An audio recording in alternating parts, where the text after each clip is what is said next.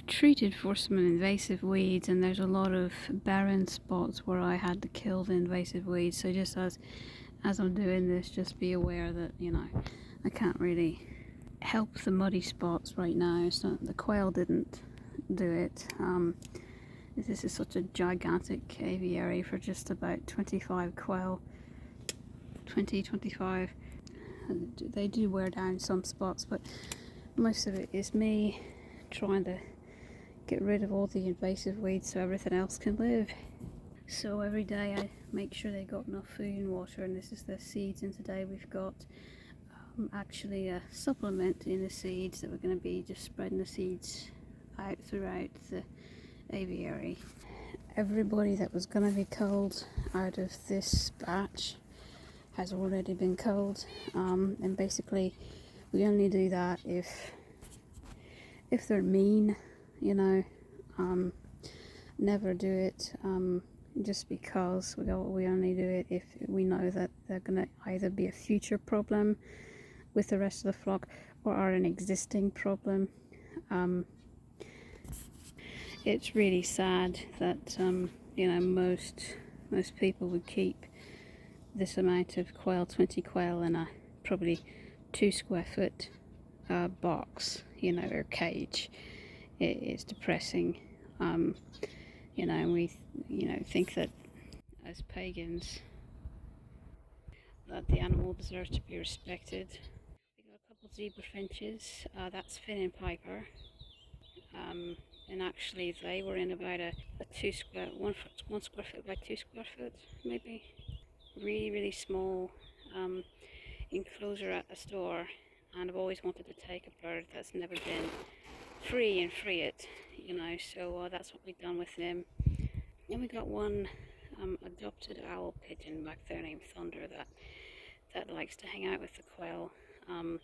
We think that she was bullied by other pigeons because she is afraid of other pigeons. So she's the only pigeon in here, and we just got quail, and then the zebra finches, she doesn't mind them either. So we think something happened to her. We think she was housed over in overly crowded run, and we think that because overly crowded, we think that she was probably at the bottom or semi-bottom of the pecking order, and she probably just got a little too bullied, and that's probably part of why they were culling her, and they were kind enough to cull her as adoption instead of euthanizing her just because she was at the bottom of the pecking order. She's also got a bit of genetic, probably things that if you were breeding you wouldn't want, but we never worry about that. So yeah, I just figured I would do this is my day. This is my day job, and primarily it is an egg farm. We do have some, like I said, that do go to butcher. I've talked about it in a few other videos, simply because they're mean, but really that's the only reason. We're actually getting a late fall shipment, I believe by somebody that probably has a light on their enclosure, because quail without the longer days stop laying. They should be stopped by now, but we actually have a shipment of that come in within about a week, and we're going to hatch those eggs out because ours have already pretty much stopped for the season.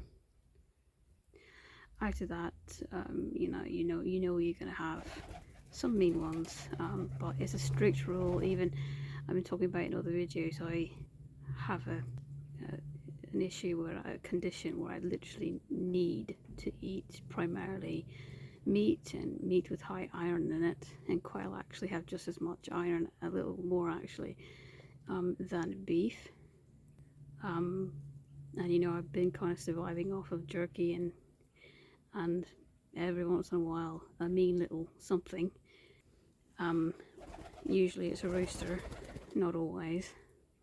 And that I would rather starve.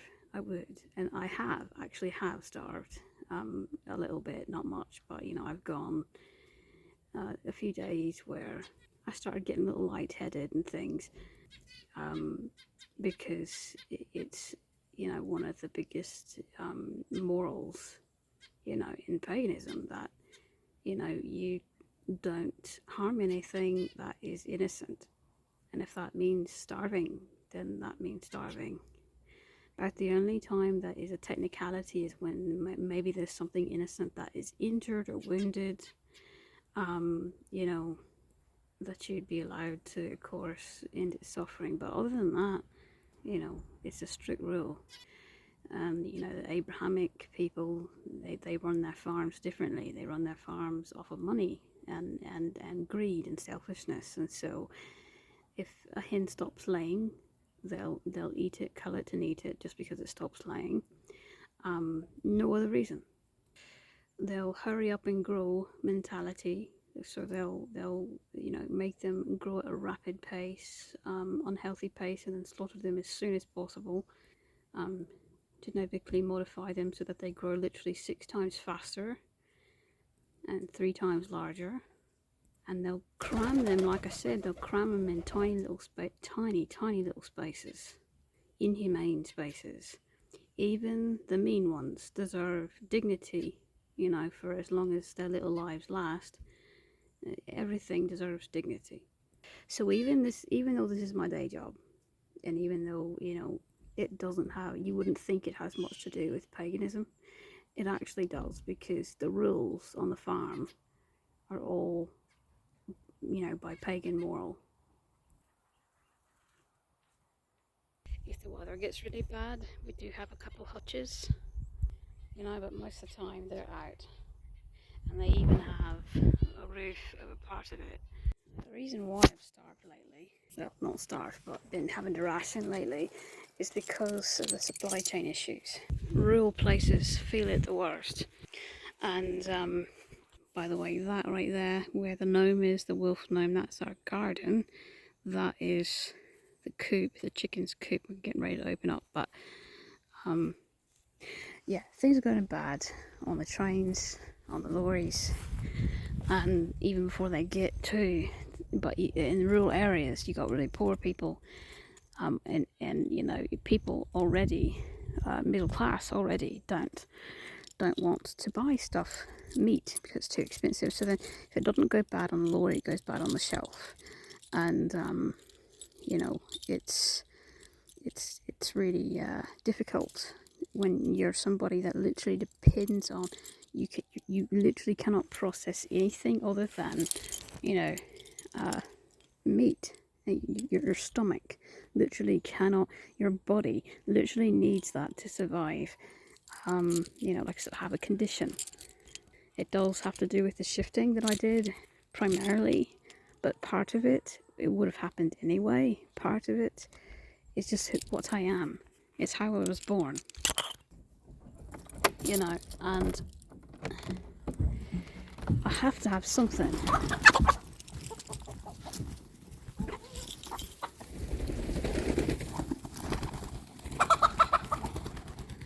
I have to have something as a backup. But I'll be honest, when I started the farm, I would never ever think that I would be doing that, having to do that.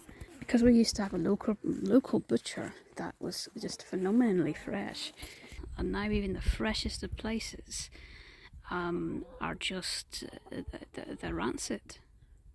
And even places where you order straight from the distributor, if you order in bulk, a lot of those distributors are having issues again with the supply chain, and they're getting bad in transit.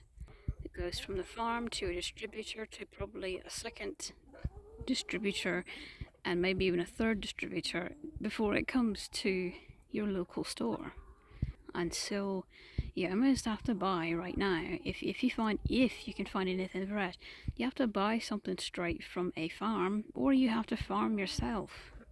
And I'll talk about it in another video, though. I actually do have found one little haven. I don't know how long it's going to last, but that actually properly a little, small town run farm that properly butchers their meat and properly, packs it and ships it. But again, you never know how long something like that's going to last in these times where it's challenging, even as, cutting out all those middlemen, it's still challenging.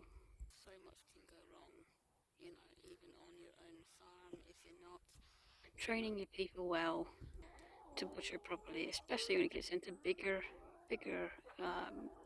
things like game and cattle and things. Do I wish that I had the means to do cattle, but I don't, or game for that matter. That is bigger game. So yeah, we've got actually 10 entire acres where these guys can just kind of roam free, and they don't even use it all. They use about 3.5 acres probably. But yeah, they also do a service to the land. There was a chicken infestation here before I had chickens, and the chickens will eat chiggers, ticks, everything, and any kind of pest, especially the kind of pest that is actually quite detrimental to, can be detrimental to you. There's a lot of diseases that chiggers and ticks carry, especially in that dense brush. In the summertime, when the grasses get, probably over knee height, and you can walk right in it and not get anything on you, no ticks, nothing. They have access to predominantly spring-fed little brook or creek. It's like a tiny little stream, really.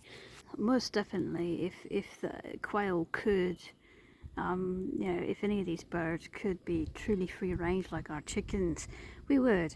But they don't have a homing instinct, so they'd get lost and they wouldn't find their way back, and they would starve to death, probably. Or they'd get eaten. They're so little that literally everything wants to eat them, and they wouldn't last a day just from predators. Some of them that have, the wild markings can blend in and maybe evade predators, but the other ones wouldn't. And like I said, even if they evaded predators, they would not find their way back home, and they would starve. So it's for their safety, but I did make it literally as big as humanly possible for the space that I had. So, and you can see they just like disappear. They disappear. There's one right there, but they disappear. It's so big that you can't even see them most of the time. On my land, I'm always very cautious about, hunters and even people who might want to illegally log on the property. And because of my territorial demeanour, and I've not ever been mean to anyone really, but I've investigated things. Anytime anybody comes anywhere near my property, even if they're not on my property, I've investigated. And I'm not a very personable person. I flat out told one of my neighbours I moved here to be alone when they kept trying to come over here uninvited. And I'm not very well liked, but really I don't really care. I just want to be left alone, and if you leave me alone, I'll leave you alone. But I have a right to investigate things when I hear something. By the way, any rooster that we keep is always a coward usually, or they're like Buddha. They just live and let be. So that sign is actually quite accurate. I want to find 2 roosters if I can. I said, there's one. That's the only one that's Patch. Running away, Patch never stands still. We have one old man that's been here with us almost as long as we've had chickens. He's one of the first. His name's Ravenwing. Where is he? He's like the heart and soul of the farm, really. He's the founding spirit of the farm. Where did he go? He just this year is starting to show his age. And there he is. He's a black silky right there. If you can, he's the small little fuzzy black one.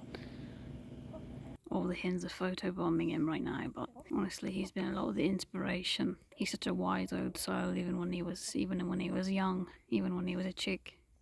Needless to say, he's taught me a lot. I don't think we'll ever have another one like him, to be honest. He's a one of a kind spirit.